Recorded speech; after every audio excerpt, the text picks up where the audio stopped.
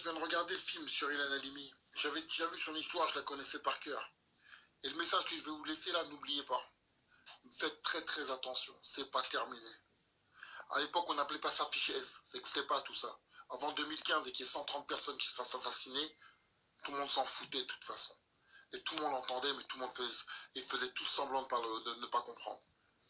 Je me souviens très très bien de ce qui s'est passé. Et je me souviens de ce qu'on m'a demandé. Au moment du jugement pour l'affaire Ilan Halimi, je vous jure que ce que je vous dis est vrai. Je vais effacer les commentaires, je n'ai pas envie de les voir. Je vous jure que ce que je vous ai dit, je vais vous dire est vrai. Un mec vient me voir, un gars que je connais, un collègue, des gens que je connais. Patrice, viens, on va défendre la mère à Fofana. Viens, on va la soutenir. Il y a les feux, ils veulent la niquer. J'ouvre les yeux, je dis, mais je ne sais même plus ce que j'ai répondu. En fait, j'ai halluciné. À l'époque, c'était tellement banal d'entendre ce genre de bêtises que j'ai même pas réagi.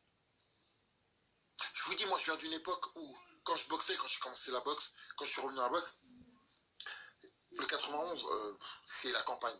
Il n'y a pas de grosses salles de boxeurs, il n'y a pas d'autres trucs. Donc je faisais le tour des salles. Moi, j'allais du 92, 93, 94, ils peuvent vous dire, on m'a vu partout. J'allais mettre les gants là-bas, tourner là-bas, chez les sauvages. Il y a des salles où ça se passait bien. Il y a d'autres salles où j'ai vu certains comportements. J'ai vu que les comportements étaient similaires, les mêmes que ceux que je voyais dans le quartier. Et si, il y a un problème. Mais comme en fait, c'est le passeport, quand tu es noir ou arabe dans un truc, en fait, si tu as envie de les dénoncer, c'est plus facile parce qu'ils se lâchent devant vous. Ils se lâchent. Et les mecs, on entendait les propos, on voyait. Je me souviens encore d'un Zénith où j'étais venu, j'avais un copain à moi, il s'appelait un boxeur que j'avais rencontré pendant les championnats d'Europe amateurs, qui s'appelait Ilyas Grad. Le mec, c'est un juif. Il combattait, et je vous le dis, voilà ce qui s'est passé. Le mec, on l'appelle à la dernière minute pour remplacer, pour combattre la petite vedette du 93 de l'époque. Il combat au Zénith, la moitié de la salle criait, et dans la plus grande des banalités. Fume-le, ce feu, fume-le, fume-le! Jusqu'au bout, jusqu'à un moment donné, j'ai même craqué, j'ai dit, tu sais quoi? Je disais, allez Israël! Parce que c'est mon pote, en fait, c'est un mec que j'aimais bien. Et moi, je m'en tape de qui il est, quelle couleur, je m'en tape. Et je crie, allez Israël, vive Israël, fume-le! Et j'entendais les gens me dire, mais Patrice, tu fais quoi? Je peux pas insulter, hein, maintenant Facebook empêche de dire quoi que ce soit. Donc, voilà. Je voyais les comportements, je disais, mais c'est quoi ces gens-là? Et après, on a commencé à voir les attentats. Mohamed Merah, ouais, t'as vu, c'est un complot. Et là où j'ai vu les plus gros sourires, où vraiment je me suis dit, c'est pas possible, quand il y a eu le coup de Charlie Hebdo.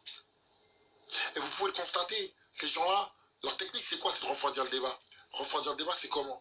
Toutes les personnes qui vont dire ce que je dis, ce sont des racistes, des ceci, des cela.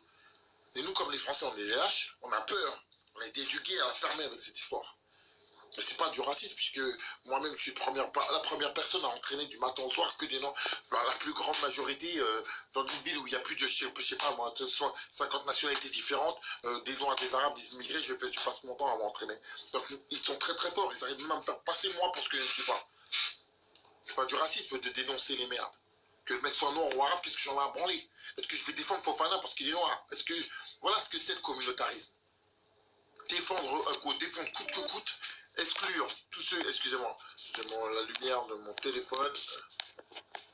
Voilà. Défendre coûte que coûte, et défendre coûte que coûte, quel que soit, même s'il a tort, comme il fait la communauté, il faut se taire. J'emmerde vos communautés, je vous emmerde tous. Vous l'entendez, d'accord? Maintenant, je vous dis, l'histoire, elle est loin d'être terminée. Elle est loin de terminer. 2015, on a eu les attentats. Regardez bien, tout le monde pleurait, 1 million de personnes dehors. Mais il y en a beaucoup qui n'étaient pas là.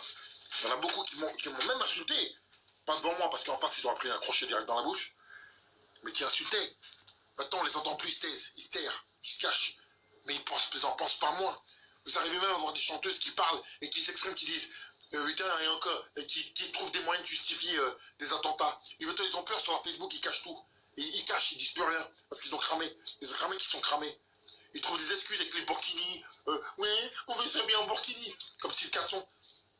Alors que le caleçon est interdit, on va bien le t'habiller en burkini. Bref. Tant qu'on n'aura pas compris cette tentative de mise à l'amende, on est mort. On est mort. Et moi, j'arrête pas de le répéter. Des éducateurs sportifs à des entraîneurs à 2 balles, des gens qui incitent, qui engrainent, qui font de manière, d'inciter, t'en mets pas en casse, ne mets pas, faut mettre un caleçon pour prendre ta douche, etc., etc. Combien j'ai failli bombarder dans la salle pour ce genre de raison? Combien savent qu'ils ne peuvent pas mettre un yep chez moi avec leur baratin? Ça, c'est des manières insidieuses de vous endormir.